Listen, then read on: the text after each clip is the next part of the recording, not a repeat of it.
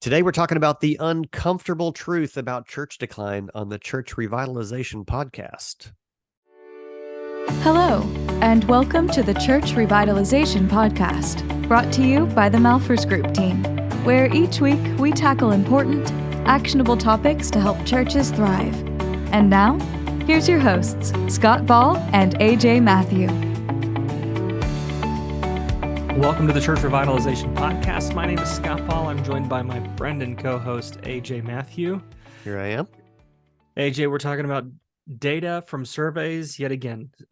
This 2 weeks in a row. Last week, we were talking about how giving in churches has gone up by pretty good margin in the last few years, but morale in churches among pastors has gone down, and like by a lot.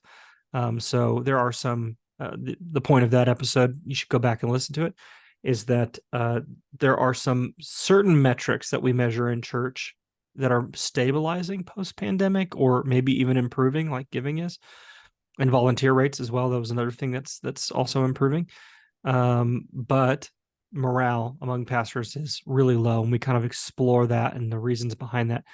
One of the areas, though, that hasn't gotten better since the pandemic, except if you were only to look at compared to 2021 to now, is attendance. So attendance compared to pre-pandemic levels has declined.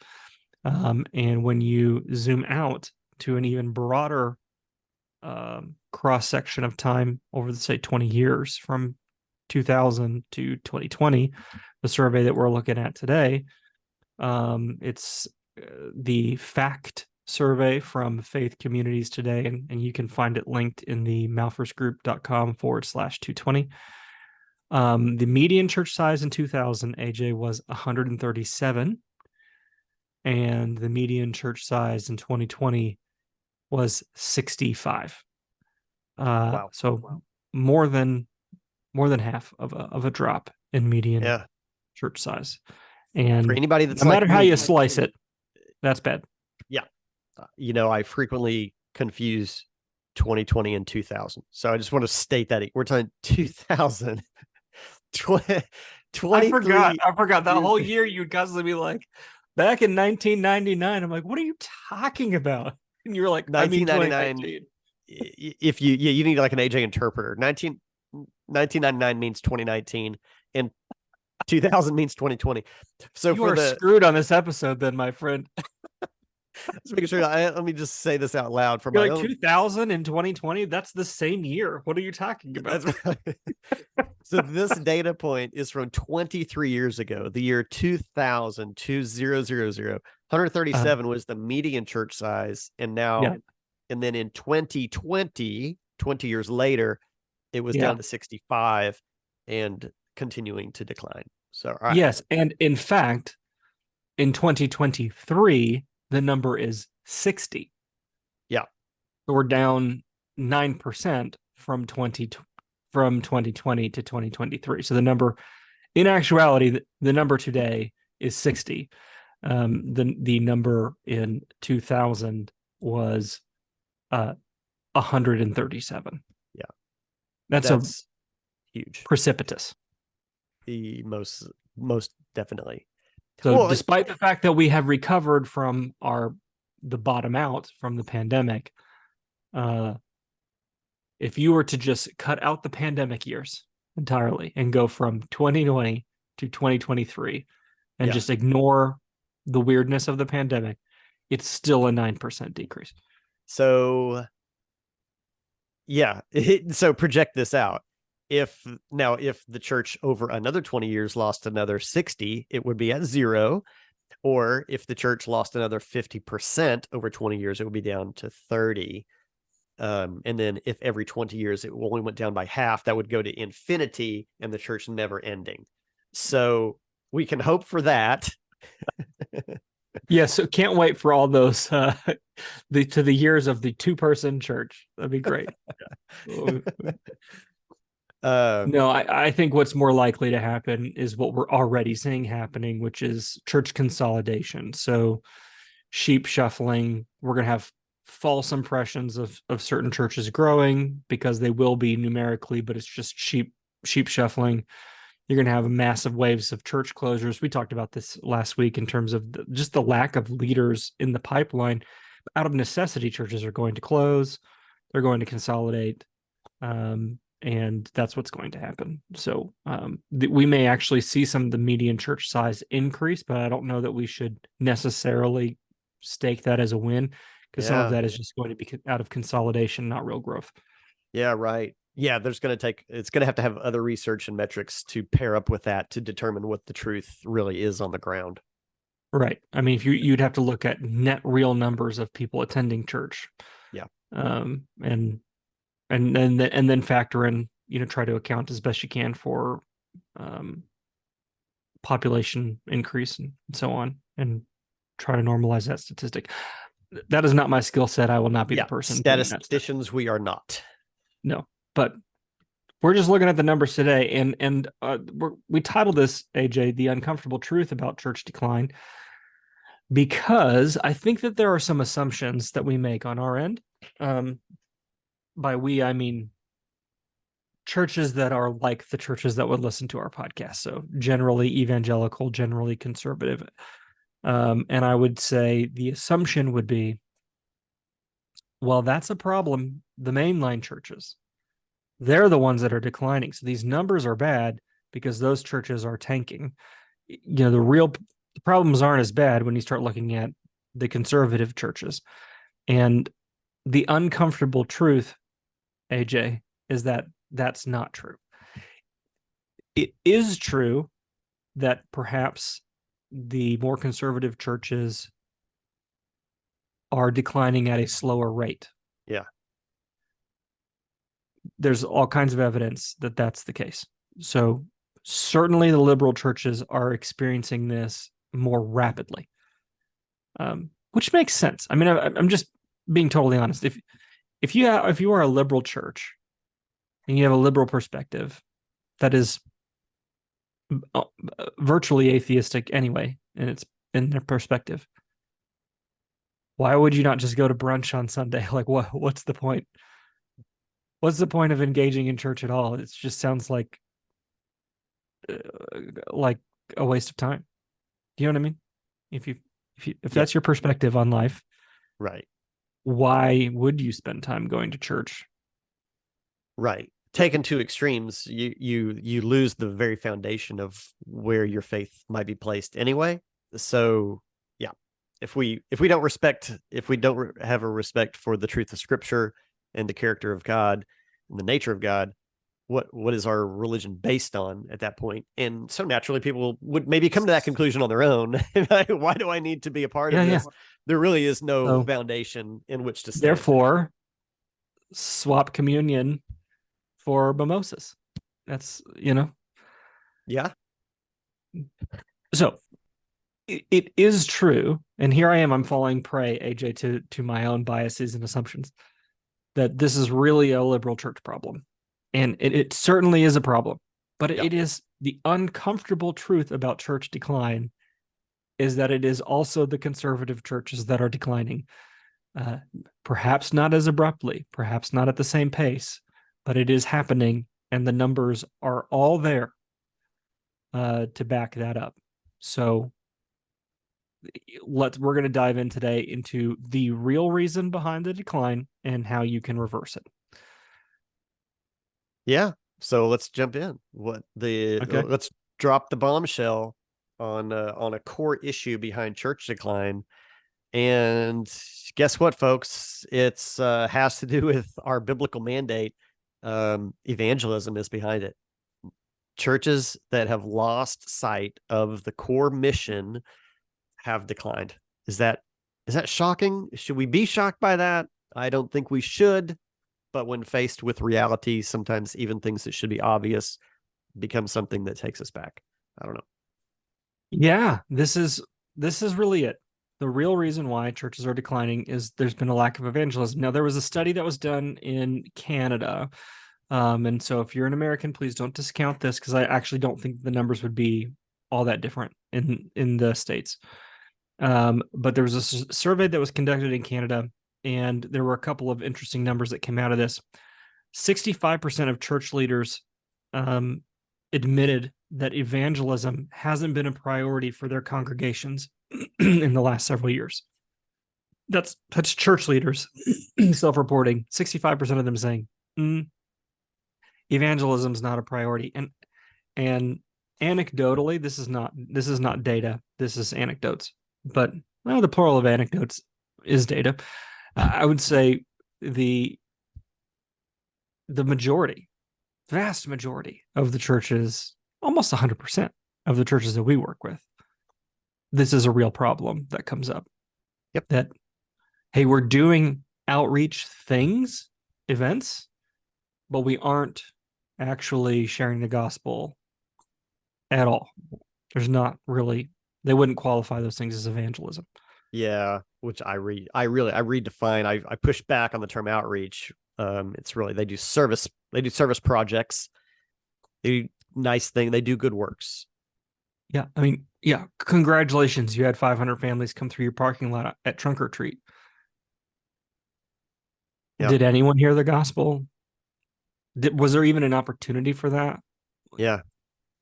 And not that you don't have to, I'm not saying you got to browbeat every person that walks in for your trunk or treat, but was there even any sort of intentionality to get to know these people and build a relationship with them and follow up with them, even if it's a low percentage hit? Was there even an attempt at this?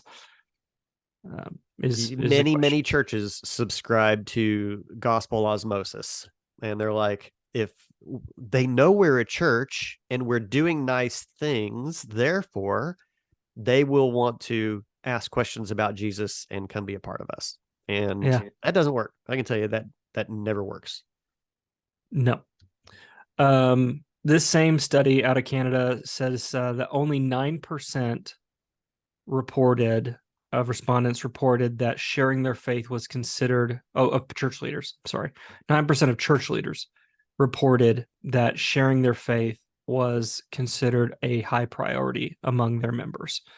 Now, this is an interesting stat, AJ, because there's been some other research that I think was done by Lifeway Research, and this was a few years ago, but I think it probably stands up, that the number of churches that are growing due primarily to evangelism rather than transfer growth is somewhere in the 7 to 9% range. And so it's interesting to me that kind of jives with, hey, you have 9% of church leaders saying that sharing their faith was considered a high priority among their members. I would venture a guess that those are also the same churches that are growing. It's like when it becomes important, then we actually start. I mean, you hit what you aim at, right? Yeah, right. It's hard to grow evangelistically if you aren't attempting to do evangelism. If that is not a primary talking point, decision point, strategy point around the other areas of ministry in the church, if everything isn't pointing back to that, then you get the results that you work towards. So let's talk about why do you think churches are so hesitant? I mean, why is it so bad? Why is the evangelism problem so bad? I'd say Satan is the problem, Scott. You go straight for the Jesus juke answer. Like, but I have there's a method to the madness, and I'm not just trying to make it funny, because I think sharing our faith, being in having that posture and that desire, and I'm speaking solely for myself, the uncomfortableness that we feel, fear is at the core. And I think the sower of lies and fear, I think that's the battle. It's the spiritual battle, because the upside is so great. Look at the power that Satan wields over us, because the upside is so great, and yet we succumb to this temptation to not speak truth into people's lives. So, I really do think this is a spiritual battle being waged and played out this way, because the power of the gospel is such that when we see it happen, and it happens in pockets, in time, and places around the world, and again, by maybe 9% of churches in a slow, methodical way, and yet we see the increase. So when people do exercise this mandate, this commission that we're called to, we see the immediate fruit of it, or within reason. And we also see the immediate fruit, lack thereof, when we don't do it. And I think it's a spiritual battle that prevents us from doing this out of fear and being in an uncomfortable situation, and we choose to make that our norm. And so I'm totally buying this as the issue. I mean, I think we've been I think everything you're saying about that's a spiritual reality is the baseline truth. Yeah, for sure. I think one level above that maybe is that we have been culturally conditioned to not talk about our beliefs. And it's not just I mean, you can't talk about who you voted for in the last election. You can't talk about, there's all kinds of things you can't talk about culturally. And so it's just taboo. I mean, I think that's always been a thing, like, oh, don't talk about religion and politics at the Thanksgiving table or something. But I think it's even more so, the stakes feel higher because you say the wrong thing, you're canceled. You know, it could impact there's real costs. And so maybe it goes back to what you're saying about Satan, but the stakes feel higher. If you say the wrong thing to the wrong person, you're not just talking about offending someone, it could cost you. And that, I think, decreases the willingness that the average person has. Even if the average risk for that person is probably not all that high, the perception that there's a risk to them is enough to keep a lot of people from sharing their faith in day life. That's true. That's true. I think because what has increased in the US culturally is that the reaction you might get from somebody, you know, I mean, 20, 40, 50 years ago, the reaction from somebody would probably be cordial, like, oh, yeah, okay. You know, I mean, you hit them with some Jesus. Polite, like, But now it could be extreme. The reaction could be extreme. Totally could. I think, and it doesn't have to be, the fear doesn't have to be big for it to be big enough to keep us from doing it. Yeah, right. Like, I don't have to be dreading evangelism in order to not do it. I just have to mildly feel uncomfortable. Right? Totally. Yeah. It doesn't take much for me not to do something. And so, and as a result, you know, there are groups and positions and perspectives that have no problem hitting the streets and telling you what they feel about things. Right. And unsurprisingly, people are listening. Spiritual battle. It's a spiritual battle. So yeah, I think ultimately you're correct. It's like, it's Satan, you know. But I think above that, we have all of these cultural conditionings and feelings and emotions that mask the fact that it's a spiritual battle. And I think we have to maybe slice through all those layers before we can ultimately accept, hey, this is a spiritual reality that we have to confront. All right. So what's a few things that we can do to combat this and maybe make at least a little bit of a shift back into greater levels of evangelism in the church? Okay. So these are going to be things that we've touched on to some degree or another, probably in other episodes, but it's a good maybe just summary of, if you want to be effective in evangelism, here are the kind of the bucket of things that we really need to be focusing on. The first one starts with digital outreach. And I know we're all tired of hearing that. We're all tired. I'm tired of talking about it. You're tired of hearing about it. But the reality is that you have to have a good ground game. And the ground game starts online, because every question that a person has starts with finding answers on the internet. That's just That's the truth of it. And so if you want to be answering questions that people have, you have to be answering them where people are asking them, which is online. Yeah. So, again, I know you're tired of hearing that, but very rarely do I see a church that has a good ground game. It's mostly pretty mediocre at best.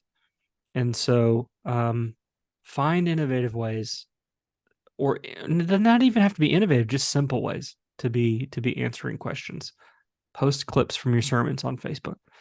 That's a simple thing that you can do. Engage. This is another thing that's don't argue with people on the internet. And that's advice to myself. Rarely are you going to win an argument, but engage in the conversation online. People have genuine questions. You could answer them. So be online. Number 2, I think, hold on, let me insert this on the online thing, because we're talking mostly church strategy, like church leadership strategy. And I think we need to be, we don't need a sermon about it, but we need to be talking to our members about this. I mean, you're not going to change, you're not going to evangelize the world. We preach this. It's not the pastor's job to do the evangelism. It's the church's job. It's the people of God.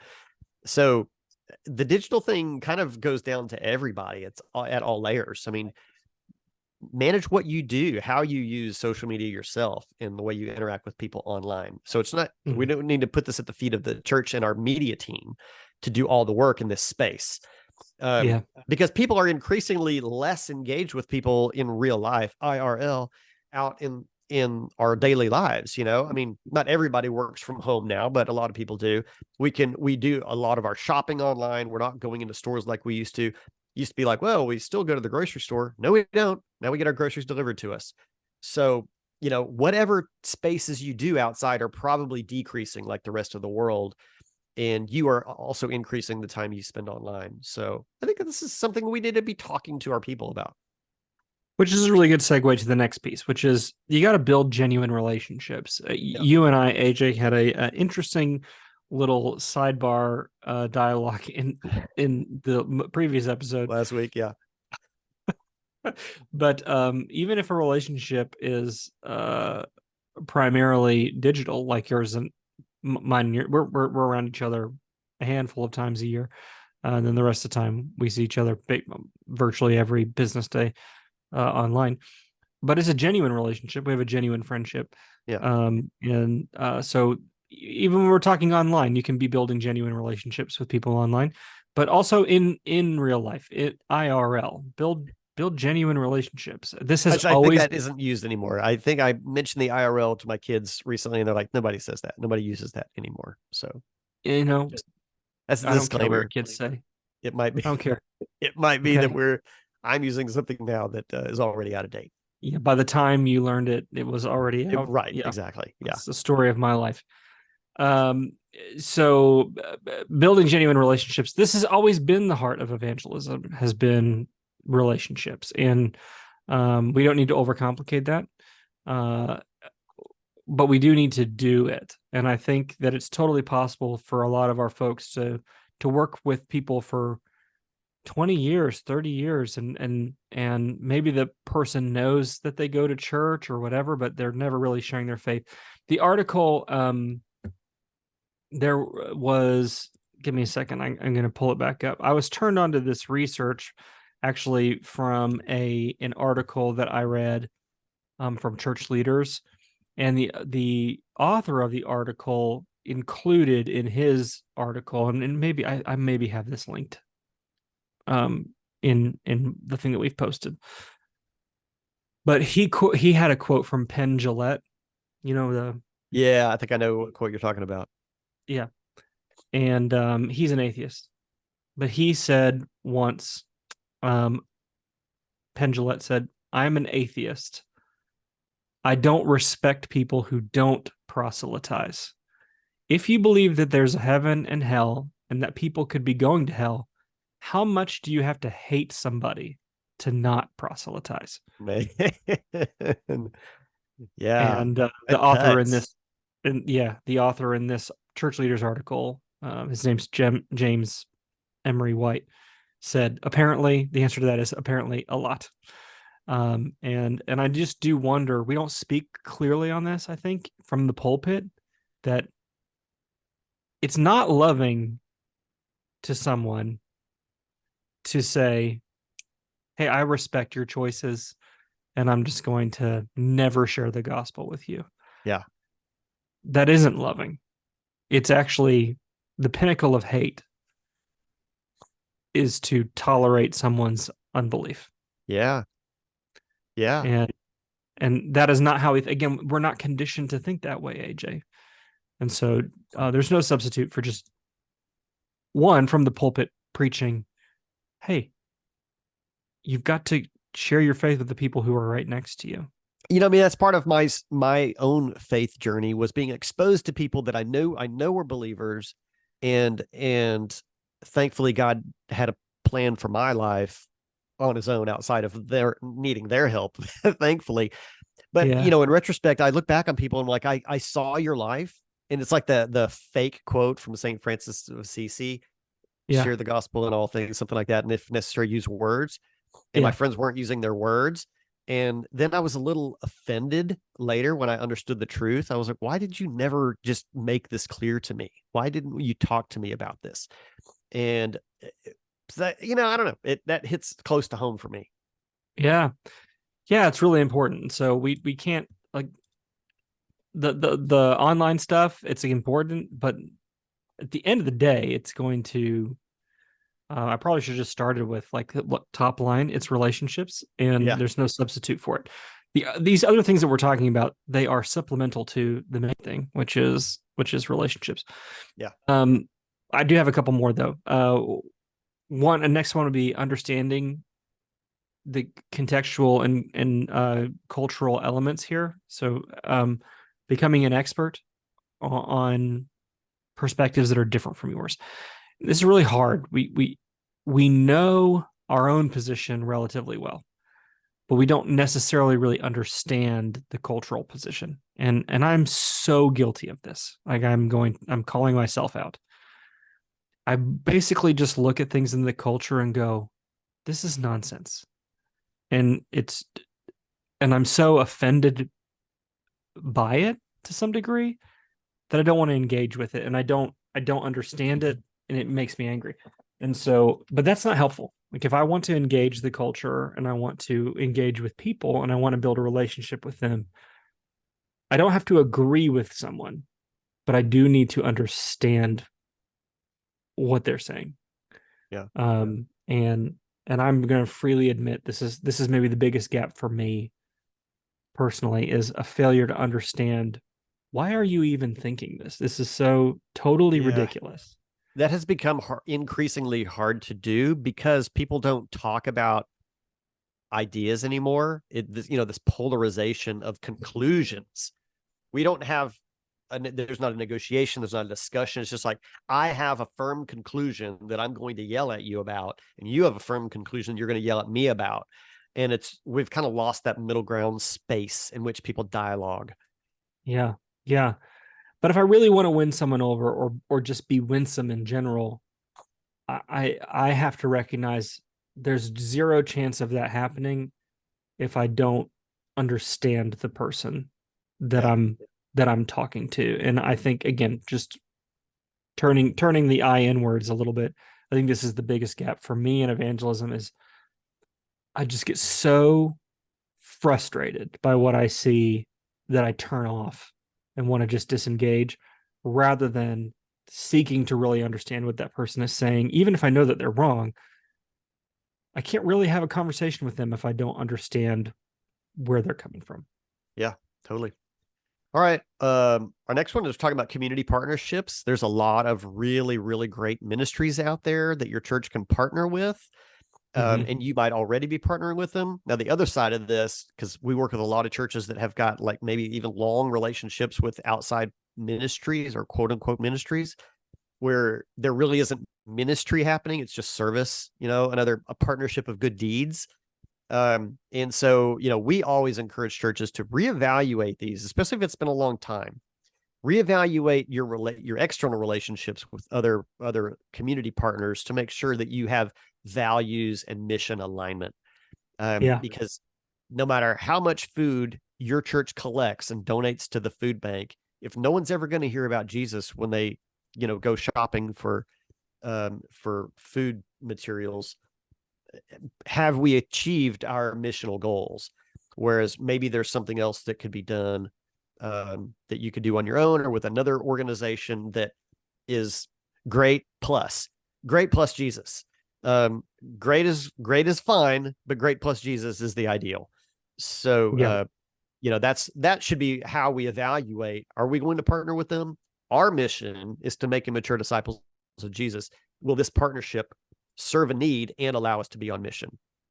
Yeah. Okay. So I think there's a few layers here. So categorically, we would say if we can partner with someone like an existing organization, and all things being equal or close, it is better to engage in the partnership with an existing organization than to start your own ministry, because there is a compounding effort or a compounding benefit of, one, we are fulfilling our mission and outreach, and we are building a relationship with a community partner that can also pay dividends in some other ways.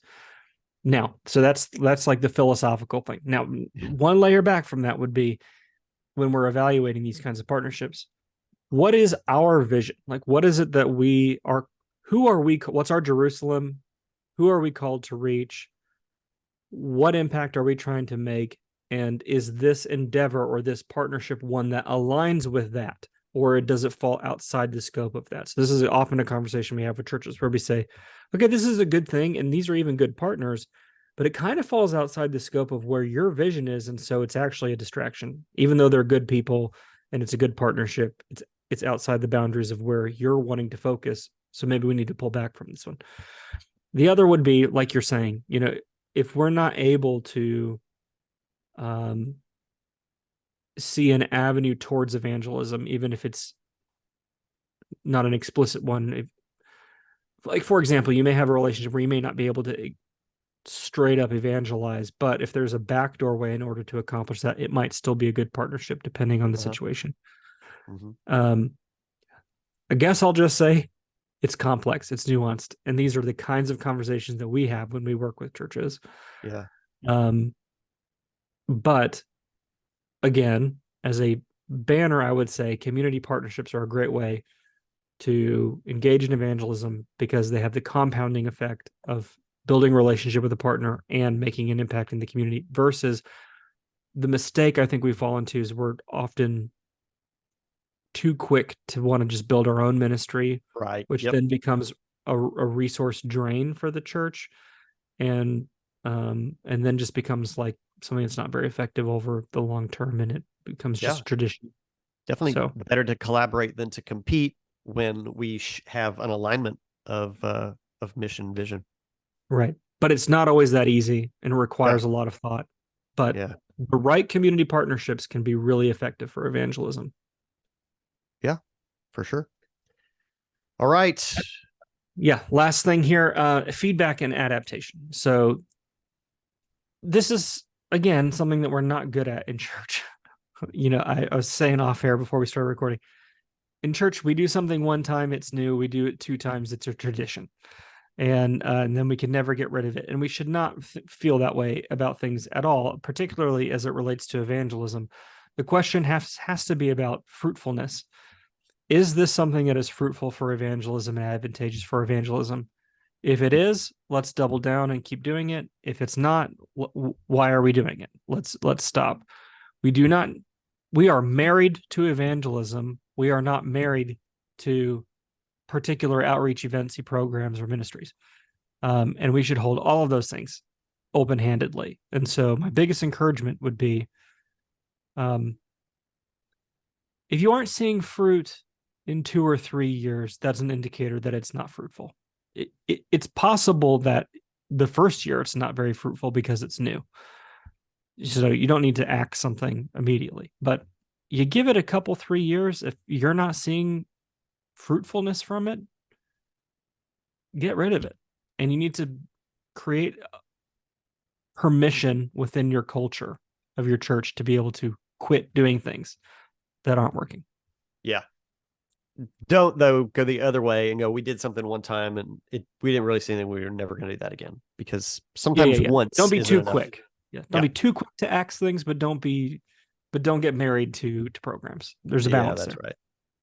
Yep, absolutely. Okay, so there we go. The uncomfortable truth behind church decline, heavily weighted into the lack of evangelism that has been absolutely clear in churches worldwide, and especially Western and especially American churches for many decades now. Yeah, the uncomfortable truth is this. We want to blame it externally and say it's the culture's fault. But it's only the culture's fault because we've let the culture dictate back to us.